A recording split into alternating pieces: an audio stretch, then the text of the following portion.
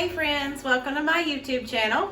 My name is Susie and I appreciate you guys so much stopping in today. In today's video, I'm going to be making some handmade breadboards. I made a bunch of these for Christmas gifts and I just wanted to take you guys through that process and show you how easy they are to make. Thank you so much for watching. Started with this long poplar board. This is from the trees that we had cut down on the property, and then I didn't get it on film, but we cut it down to the lengths that I wanted them, and then I just took my jigsaw and cut out, like just hand drew the shape that I wanted the handle to be and cut it out.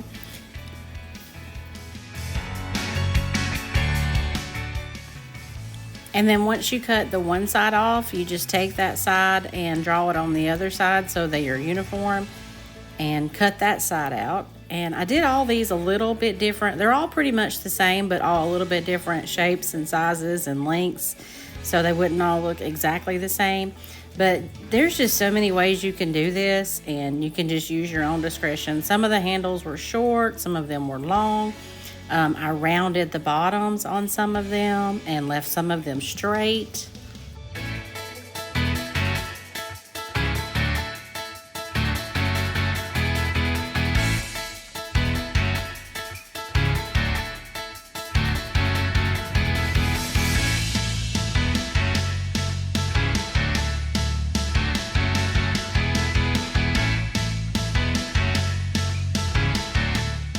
I know it looks like I'm going fast, but I have this sped up 5 or 6, maybe 7 times more than I'm actually going. The trick with the jigsaw is to go extremely slow, especially when making these turns, and you have to hold it down.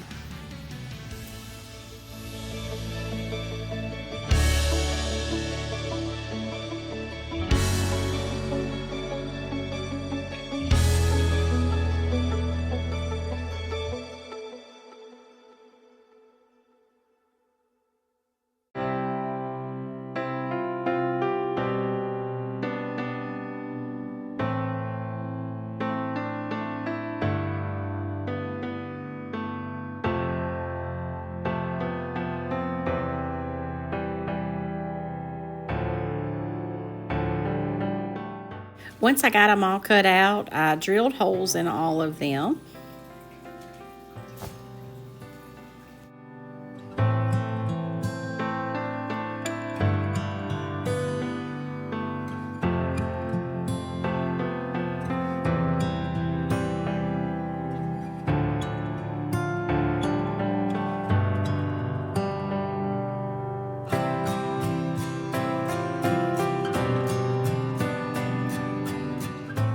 Several of these were teacher gifts, and Mason really wanted to be a part in making those, and so he got started sanding them, and he did such a great job. He ended up sanding all 7 or 8 of them, and this is rough wood. This is not like wood that you buy. This had to really be sanded, and he rounded all the edges and just got everything really smooth. Some of them had some stain on them where I had done some other projects on top of the board, and so we had to sand that off.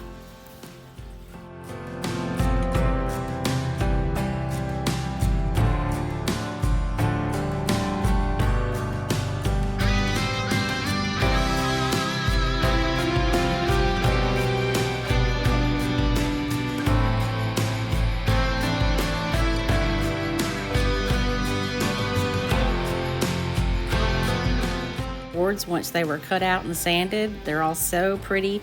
We were not able to get all the stain off of them, but I thought the dark spots would really give it character anyway.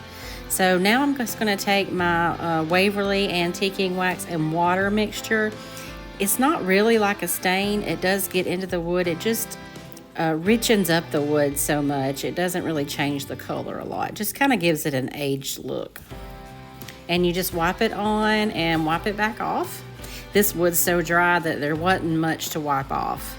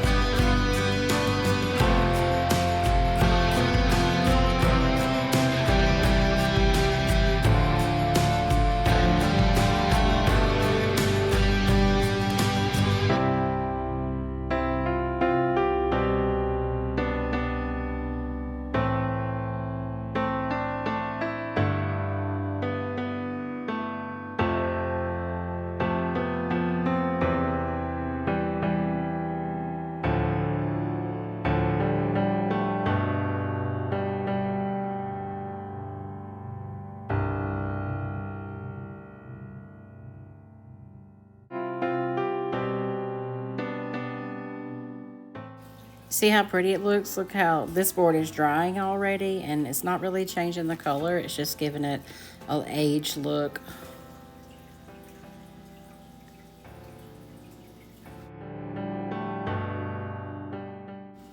You don't have to do anything else to these boards. They're absolutely beautiful for decor just the way they are. But since these were Christmas gifts, I wanted to personalize each of them. If they want to, they can remove this later. It is removable vinyl, but I just did initials in a little deer wreath to keep it simple and take up a little bit less of my time since this did the same. I did do all the initials the same on these.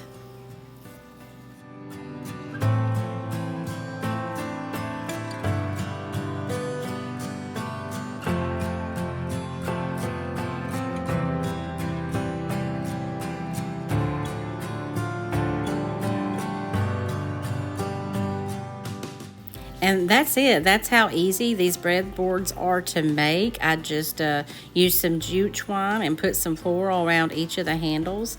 I'm sorry, I did not get many pictures of them staged. These were Christmas gifts, as I've said, and things were hectic, and I had to get them done. Christmas party was the next morning. So I just got one picture of all of them complete, but they turned out so good, and they were so easy to make. Thank you guys so much for watching today. Please don't forget to subscribe to my channel. I'm always doing all kinds of DIYs and different things here on the farm. Thank you.